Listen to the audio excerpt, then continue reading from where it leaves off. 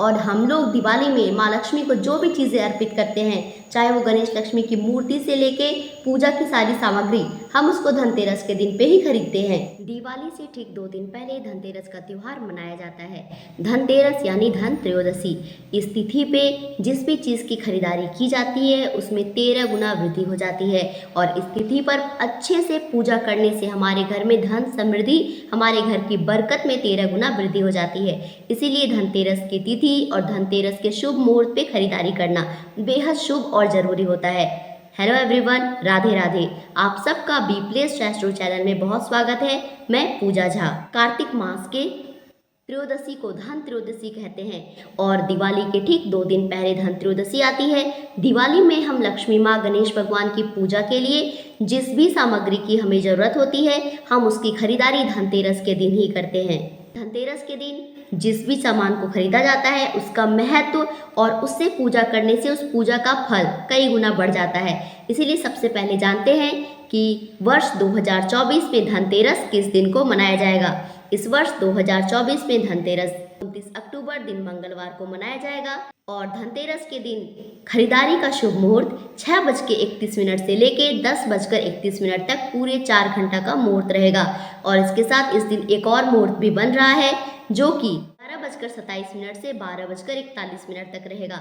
तो आप इस दिए मुहूर्त में ही खरीदारी करें ताकि आप जो भी सामान खरीद के ला रहे हैं उसका फल आपको ज़्यादा से ज़्यादा बढ़ के मिले।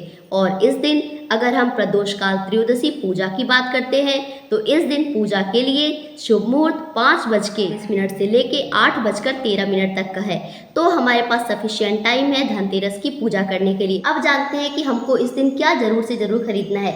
ये तो हम सबको पता है कि हमको झाड़ू लेनी है, नमक लेनी है, चीनी लेनी है, ये सब हम सब जानते हैं। इसके अलावे सोना चांदी, कुछ बर्तन, ये सब हम लोग जानते हैं। धनतेरस वाले दिन ही भगवान धन्वंतरी का अवतरण हुआ था और जब वे निकले थे तो उनके हाथ में एक कलश थी। इसीलिए धनतेरस वाले दिन कलश खरीदना बहुत महत्वपूर्ण माना जाता है।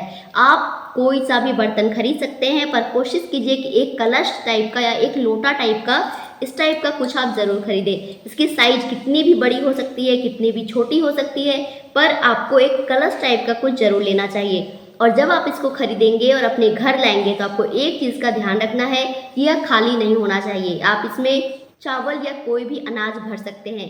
और मैं आपको एक चमत्कारी उपाय बताती हूँ। आप इस कलश को पूरे सिक्कों से भर सकते हैं और साथ में आप एक चांदी का सिक्का इसके अंदर डालकर ही इसको अपने घर लेकर आए, क्योंकि वैसे भी हम लोग धनतेरस में सोना या चांदी खरीदते हैं। तो अगर आप ऐसा कर सकते हैं, अगर आप चांदी नहीं खरीद सकते हैं तो आप इसके बदले इसको सफ़ेद चावल जिसको अक्षत कहते हैं उससे भरकर अपने घर लाएं। अदरवाइज पूरे इसको आप कॉइन से, किसी भी डिनोमिनेशन का होना चाहिए, 1 रुपये, 2 रुपये, 5, 10, वो कोई मैटर नहीं करता है, बस ये सिक्के से भरी होनी चाहिए। और उसके साथ में आप इसमें एक चांदी का सिक्का डाल दीजिए और इसको लाके अपने पूजा के स्थान में या अपने गले में या अपने लॉकर में जहाँ आप पैसे रखते हैं उसको रखिए। ये मनी मैग्नेट का काम करेगा और इसके बाद पूरे साल आपके घर में धन की बरकत होगी। ये बहुत चमत्कारी उपाय है। और इसके बाद दूसरी चीज़ की बात करें तो ये कुछ चीज़ें हैं जिनको धनतेरस पे ज़रूर खरीदना चाहिए, जिसमें से सबसे पहले आती है कोड़ी। कोड़ी और माँ लक्ष्मी ये दोनों एक साथ ही समुद्र से निकले थे। इसीलिए जब भी लक्ष्मी पूजा होती है, चाहे वो रमा एकादशी हो या फिर धनतेरस हो या फिर दिवाली हो, जब भी हम लक्ष्मी पूजन करते हैं तो सफ़ेद कौड़ियाँ ये इस्तेमाल की जाती है, क्योंकि ये माँ लक्ष्मी को प्रिय भी होती है और ये माँ लक्ष्मी के साथ ही निकली थी। और इसके साथ में गोमती चक्र, ये भी एक ऐसा पत्थर होता है जो समुद्र से पाया जाता है, इसलिए इसका बहुत महत्व होता है लक्ष्मी पूजा में। मोस्टली जो सफ़ेद चीज़ें होती है वो हम लक्ष्मी पूजा में ज़्यादा चढ़ाते हैं, इसलिए ये 2 चीज़ हो गया। इसके साथ हल्दी की गांठें, कहते हैं ये गोल्ड का सब्स्टिट्यूट मानते हैं हम लोग इसको। अगर आप दिवाली धनतेरस में सोना नहीं खरीद पा रहे हैं तो आप हल्दी की गांठ खरीद लीजिए। इसका भी धनतेरस में, दिवाली में बहुत महत्व होता है। यह धन को हमारे घर में रोकने का काम करती है, प्रॉस्पेरिटी का काम करती है।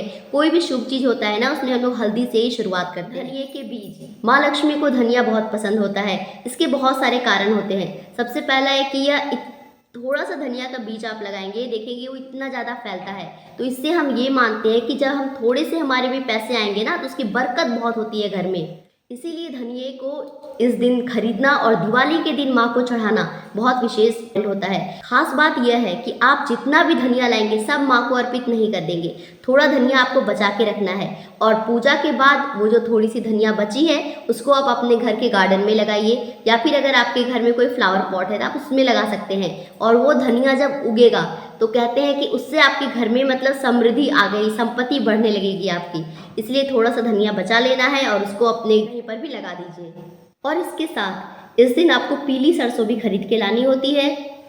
पीली सरसों भी माँ लक्ष्मी को बहुत पसंद होती है और इससे भी हमारे घर में धन और बरकत आती है। पर इसका एक खास उपाय होता है। हम लोग पीली सरसों कैसे यूज करते हैं, इसके लिए आपको तांबा का एक लोटा लेना है, साइज कुछ भी हो सकती है, और उसको सरसों से पूरा भर देना होता है। और इसको हम लोग अपने पूजा स्थान में एक कॉर्नर में रखे रहते हैं। इससे हमारे घर में धन समृद्धि आती है।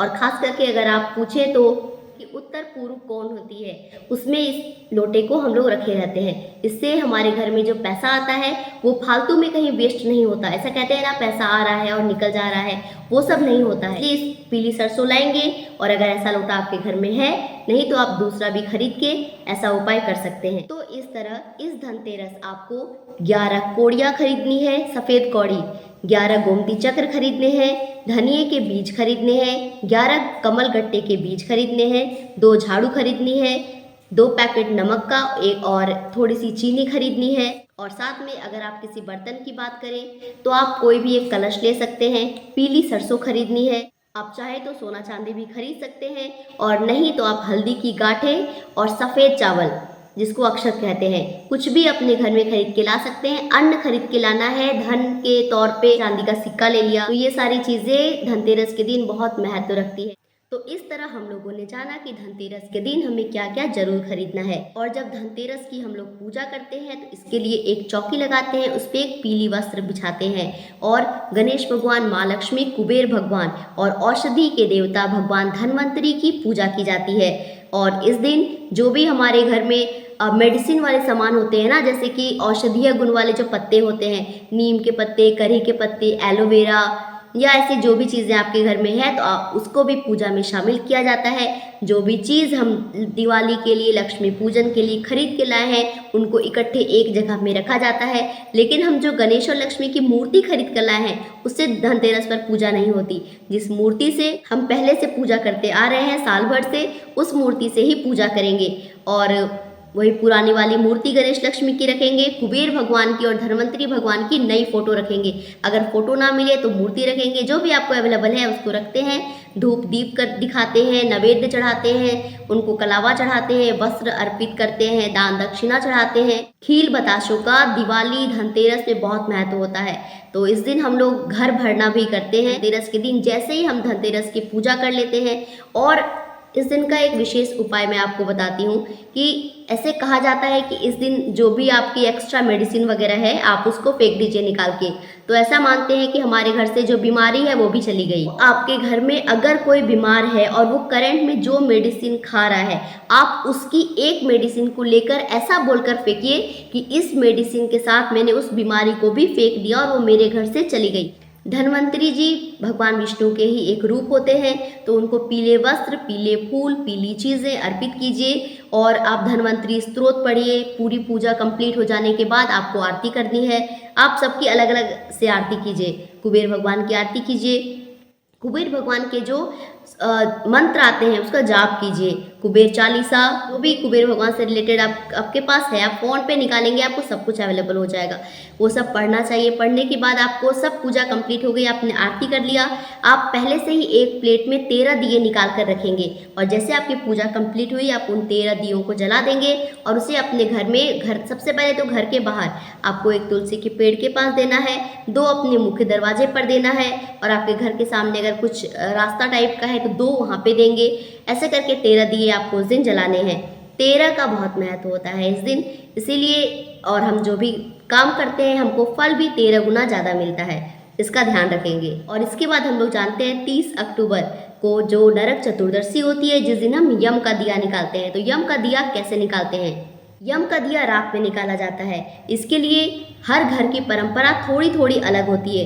कुछ लोग पुराने दिए से दिया निकालते हैं, कुछ लोग आटे की दिया बना के उसके दिया निकालते हैं। तो हमारे घर में हम आटे की दिया बनाते हैं और उसमें सरसों का तेल डालकर यम का दिया निकालते हैं। और जब सब कोई खाना वाना खा लेते हैं रात के समय, जब कोई उस दिया को देखे ना, उस टाइम में थोड़ा अंधेरा करके उस दिया को लेके अपने घर की जो दक्षिण की दिशा होती है वहाँ ले जाकर उस दिया को थोड़ा सा उसका आसन दे के, फूल चढ़ा के, पूजा करके यम का दिया जलाया जाता है। कहीं कहीं पे चौमुखी दिया जलाते हैं और कहीं कहीं पे एक बाती की दिया जलाते हैं। तो यह डिपेंड करता है कि आपके घर की परंपरा क्या है। इसके बाद वहाँ पे एक सिक्का चढ़ा देते हैं, फूल चढ़ाते हैं और दिया जलाने के बाद यह प्रार्थना की जाती है कि हमारे घर में किसी को अकाल मृत्यु ना आए, किसी को मृत्यु तुल्य कष्ट ना हो। हे यमराज हमारे घर में सबकी रक्षा कीजिएगा। और जब वापस आते हैं तो उस दिया को देखना नहीं होता है, मतलब पीछे नहीं मुड़ना होता है। फिर सीधे अपने घर रूम चले आते हैं या फिर जो आपका घर है अंदर चले आते हैं। बहुत लोग अपने घर के बाहर खलिहान वगैरह में जाके दिया जलाते हैं। तो ये अपने घर की परंपरा होती है। मोस्टली दिया को साउथ की दिशा में रखा जाता है। यम जब दीपदान करते हैं तो उसका एक मंत्र भी होता है जो इस प्रकार है। तो ये थी मेरी ओर से धनतेरस से जुड़ी और नरक चतुर्दशी यानी कि जो कि 30 अक्टूबर दिन बुधवार को पड़ रहा है, उसमें यम का दिया कैसे निकालें इसकी पूरी जानकारी। और इसके साथ 31 तारीख को हम लोग दिवाली मनाएंगे। दिवाली के भोर में जो 31 अक्टूबर की जो भोर होगी, बिल्कुल सुबह थोड़ी थोड़ी अंधेरा ही है, ब्रह्म मुहूर्त, उस समय हम लोग अपने घर से दरिद्र भी निकालते हैं। इसके लिए हम लोग बहुत शोर करते हैं, थाली ले लेते हैं या फिर सूप ले लेते हैं और उसमें हम लोग दरिद्र निकालते हैं। एक कहीं पर थोड़ा सा आग जला लेते हैं, इससे एक हम लोग राउंड लेके बाहर चले आते हैं और ऐसा एज्यूम करते हैं कि हमारे घर में जो दरिद्रता थी, जो गरीबी या फिर किसी तरह की नेगेटिविटी है, वो भी उस बाहर चलेगी। और फिर ले जाकर कुछ कचरा होता है उसको जला देते हैं और ऐसा मानते हैं कि हमने दरिद्रता को भगा दिया। तो ये छोटे छोटे उपाय आप लोग कर सकते हैं। ये पुरानी पीढ़ी से चली आ रही परंपरा है, तो इसलिए इसका निर्वाह करना जरूरी है। इसको हम लोग हर साल करते हैं। आशा करती हूँ कि आपको वीडियो अच्छी लगी होगी। इससे संबंधित कोई क्वेरी है तो आप कमेंट बॉक्स में पूछ सकते हैं। वीडियो देखने के लिए धन्यवाद और ऐसी जानकारी के लिए हमारे चैनल से जुड़े रहेंगे। कमेंट में राधे राधे जरूर लिखेंगे।